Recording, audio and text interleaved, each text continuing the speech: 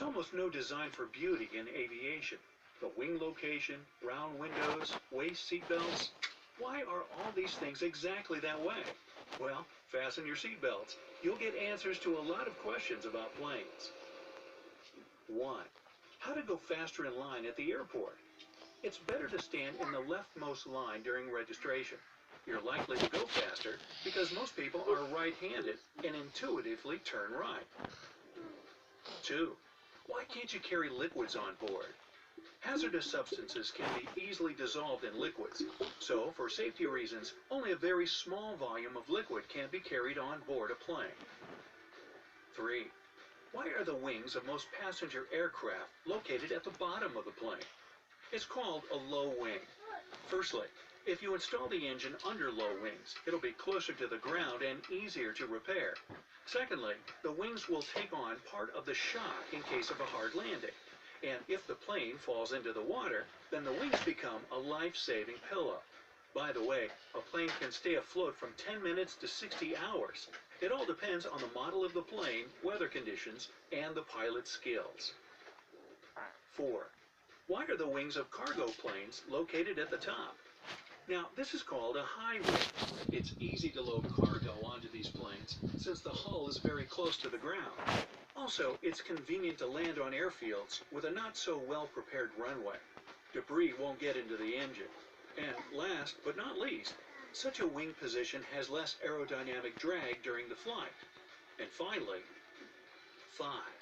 Why do many military planes have wings located in the middle? Air flows better around the plane because of this arrangement of wings. Thus, the aircraft develops greater speed. 6. Why are most planes white?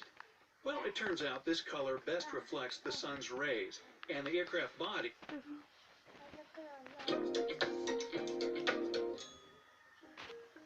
Pardon me, you have a jellyfish in your throat? What should you do? Well, first I'd, spit it out. Then add a little peanut butter. You're probably at the beach, so your peanut butter and jellyfish will land in the sand, which makes a great lunch. Hey, don't blame me. Send your complaints to the writer. I thought it was a great pun myself. But seriously, I'm sure it was an accident.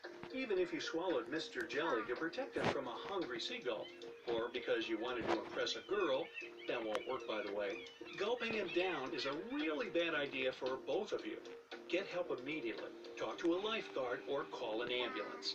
Even common jellyfish can make you really sick, and all jellyfish have stingers. You might not think so, because in some, the stingers are too short to pierce human skin. Those ones won't hurt us, that is, unless you swallow them. The sensitive membranes inside your mouth and lining of your throat are thinner, and therefore easier to pierce than your epidermis. That's the tougher skin you wear on the outside. Getting stung or sick is bad news for you, but being swallowed is even worse for Mr. Jelly. It's dark in there. He's terrified. He's spineless after all. And he's right to be scared, because although you may be a friendly person, your stomach is definitely a hostile environment. The acids in your stomach are really uncomfortable for any creature used to salt water. Conversely, salt water is uncomfortable for your stomach. Salt's not poisonous. A little salt water won't harm you. Almost all of us swallow some seawater at the beach, but it is an emetic. That means if you swallow too much, it's likely to come back up. And while this might be bad manners, it's probably a good idea if you just swallowed a jellyfish. So, if you do swallow a jellyfish, you should just drink some salt water, right? No, you should seek medical attention. Sometimes things are worse than they feel. Take the case of the lifeguard in Australia who drank jellyfish water. Yeah, I know it sounds strange. Here's how it happened. A teenage lifeguard in Australia was rushed to the hospital after he drank a jellyfish in tentacle infusion. It seems someone at the surf club where he worked had saved a few tentacles of the extremely venomous box jellyfish in a jar of water and left it in the club refrigerator. They didn't intend to drink it. They were planning to donate it to a local lab. But the lifeguard was thirsty. He mistook the jellyfish water for something more refreshing. As soon as he swallowed, he realized his mistake and alerted his coworkers. Good thing, too. He was already having trouble breathing by the time the paramedics arrived. Yow! So, it might surprise you to learn that right at this moment, lots of people are swallowing jellyfish on purpose and paying lots of money for the pleasure. All over the world, but especially in Asia, jellyfish are a popular food, and not in a peanut butter sandwich.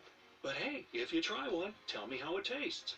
In fact, so many people swallow jellyfish on purpose that the world harvests almost 354,000 tons of them every year. The leading countries are in Asia, where jellyfish are both fished and farmed. In China, they even raise baby jellyfish in ponds and then move them to the ocean to increase the jellyfish population. But in Japan, they have too much of a good thing. Still, you can swallow jellyfish there. In fact, they'd like you to. You see, Japan's waters are teeming with Nomura's jellyfish.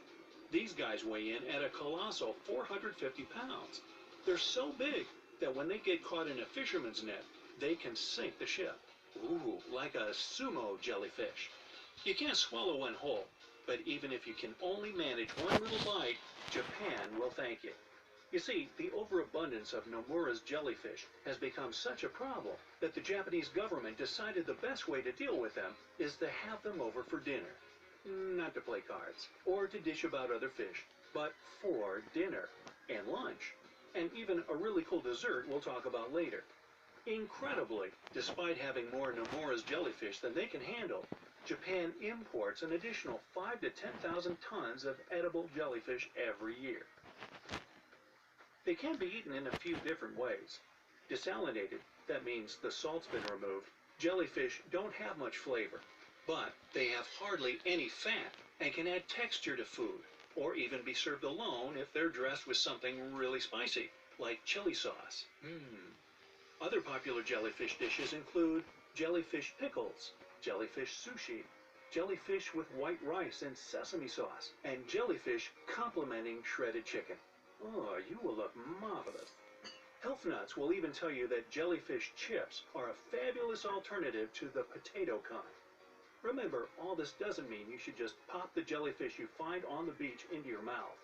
They can make you sick if not prepared properly. So go to cooking school first.